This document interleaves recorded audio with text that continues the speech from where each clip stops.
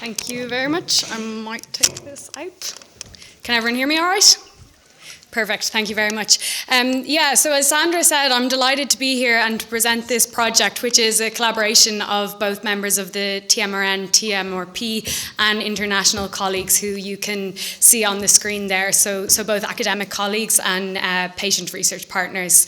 So, as the hint is in the title, the idea of this is to identify what the key priorities are in trials methodology. So I guess I'm speaking to people who will be well familiar with what trials methodology research is, but when we're talking about trials methodology, we're talking about research that seeks to improve how we design, conduct, analyse, and report and interpret randomised trials. So in this priority setting exercise, we had a specific focus on randomized trials.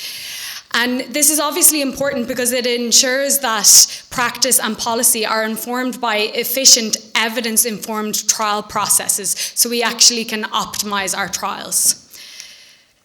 Previous priority settings in this area have been conducted. So in 2014, this priority setting exercise was published by some of the collaborators on the current project. This consisted of primarily clinical trial unit directors who were included in the priority setting. And we know that both our trials have moved forward and the research questions we might have surrounding the methodology of our trials have moved forward a lot in the past 10 years. But also, as we heard this morning, the public and patient involvement is a huge cornerstone of all aspects of our research. So we think it's really important to update this and actually include input from all stakeholders. In the meantime, there's been a number of different priority setting. Most of you might be familiar with the priority exercises, which the TMRN have led, and this includes priority 1 for recruitment, priority 2 for retention, and priority 3, which focuses on rapid review methodology. So these are on very distinct areas within trials methods. So the difference between these and our priority exercise is that we were looking at all aspects of trial methodology research. So the aim of our study is to identify and prioritise the top 10 research questions on how we plan, do, analyse and report randomised trials. As I said, we have collaborators. We tried to make this an international exercise to have broad representation of different stakeholders and from around the world. So we have collaborators working on this in the UK and Ireland, but also from Switzerland, France and Australia, who have been key in disseminating that to stakeholders within their own countries. And so the design of our study is three-phased. So the first stage consisted of an open-ended survey to different stakeholders. And this was asking for questions or comments about how we currently plan, do, analyse and share results of randomised trial. And it was formatted in a very open way where you didn't have to be able to phrase a specific methodological question to increase the accessibility to all stakeholders and involve them in this part of the process. In terms of recruitment, we used snowball sampling, so we identified all the different types of stakeholders and shared the survey to them and relied on them sharing it further within their network. And based on the open-ended responses that we intook from the first phase of this study, we then aimed to have a second round survey which would consist of ranking top priorities, which would then be taken forward to a priority setting workshop. So in order to do that, we had to do extensive thematic coding of the data that we got in the first stage. So it's an iterative process. And then finally, the final stage where we will determine the top 10 priorities will consist of a consensus workshop, which will include stakeholders from all our groups, which I will outline to you in a moment.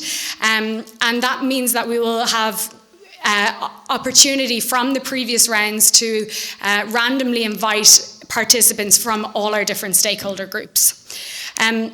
So in terms of the stakeholders that we specifically aim to target, so we targeted organisations within the countries that I previously mentioned to specifically ensure we had representation of a broad number of stakeholder groups. So we targeted patients and other members of the public. We also included all researchers involved in clinical trials or researchers involved in clinical trial methodology, clinicians and other healthcare professionals.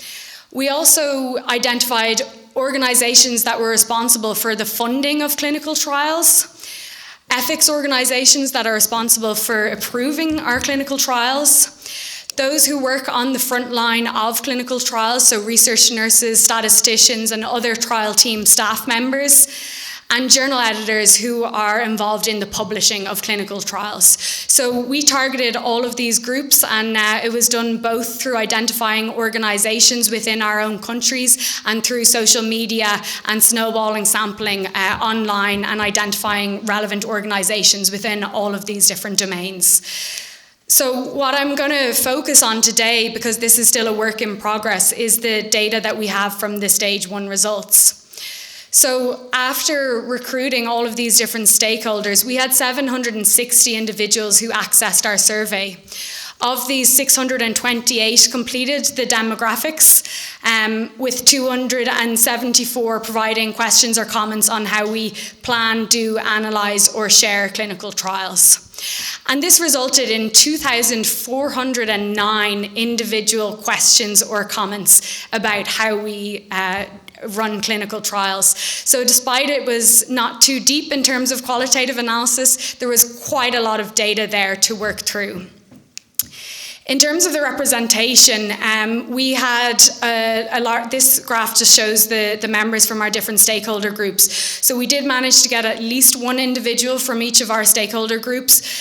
We asked people to identify which group they most identified with, because as many of you know, we often wear many different hats, and we might also be involved as both editors as well as clinical researchers. So we asked, this is basically the representation of what group they most identified with. So the majority of our respondents were clinical trial staff and clinical researchers. We did have patients or other members of the public, healthcare professionals and funders, regulators, sponsors, publishers and editors. 60% of our respondents were female, and we asked whether or not they had experience with clinical trials, and we actually said that meant either as a participant in clinical trials or in the conduct or planning, designing, analysing, running clinical trials. So of those that had any sort of experience, either as a participant or working in clinical trials, 65% had more than 5 years experience. In terms of our demographics, they were highly skewed towards the representative countries we had within our group. So we had a lot from the UK and Ireland, Switzerland and Australia, because they were represented in our group and identifying stakeholders within their own country. But here you can see we did get a wide number of respondents from a number of different countries as well. And this slide basically demonstrates the relative contribution of the questions and comments to each of those 4 different domains. So most of the group of the largest amount of questions and comments was in the conduct of clinical trials, as you can see here in the orange, followed by planning, and then we had a similar split of comments or questions within sharing and analysing clinical trials. So just to dive a little bit into the thematic coding, so as I said, there was 2,400 questions or comments. So this is a little peek into the structure of the coding, just simply within that domain of conduct.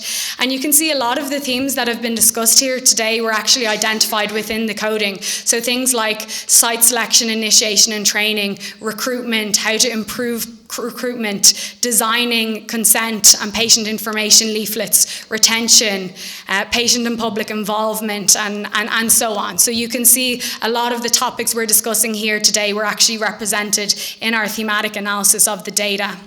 And then if we just go into one of the biggest topics that came through, because recruitment was one of the biggest topics that came through, you can see we then had themes surrounding screening and inclusion, how we sample patients, inclusivity and diversity, recruitment barriers, and how to actually predict and monitor recruitment in clinical trials.